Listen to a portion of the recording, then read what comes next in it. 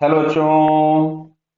यहाँ लिखा है two bodies one and two are projected simultaneously with velocity 2 metre per second and 4 metre per second respectively.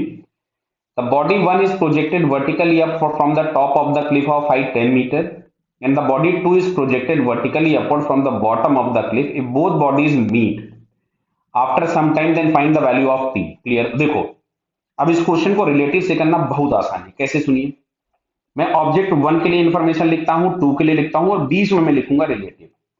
तो इसकी initial velocity दी गई है 2 मीटर पर सेकेंड। अच्छा, इसकी इनिशियल वेलोसिटी दी गई है 4 मीटर पर सेकेंड। एक्सेलरेशन दोनों का दिया गया है -10 मीटर। क्यों माइनस? क्यों? क्योंकि अगर हम ऊपर वाले डायरेक्शन को प्लस ले लेंगे तो नीचे वाले को मेरे को माइनस लिखना पड़ेगा।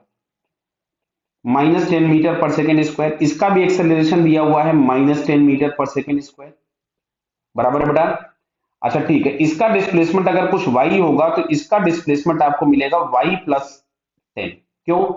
ये ऑलरेडी 10 मीटर नीचे है, तो ये वाला जो बॉल है अगर ये y डिस्प्लेस किया होगा तो ये वाला जो बॉल इधर से दिया हुआ है इन्होंने, ये अगर S1 डिस्प्लेस करेगा तो S2 आपके पास कितना हो जाएगा? S1+10।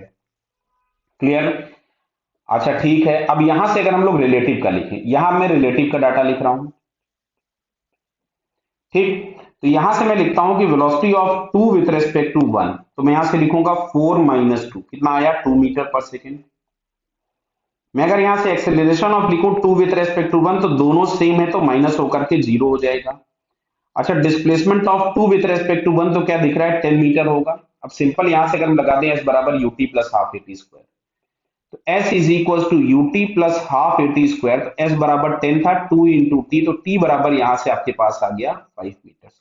Sorry, t is equal to यहां से आपके पास मिल गया 5 सेकेंड। क्लियर बेटा सभी को? 5 सेकेंड। अब समझना बात को ध्यान से, ये जो हम रिलेटिव वेलोसिटी कभी भी लिखते हैं ना, मान लो कभी भी तुमने लिखा velocity of A with respect to B, तो हमेशा हम लोगों को लिखना होता है ए माइनस बी।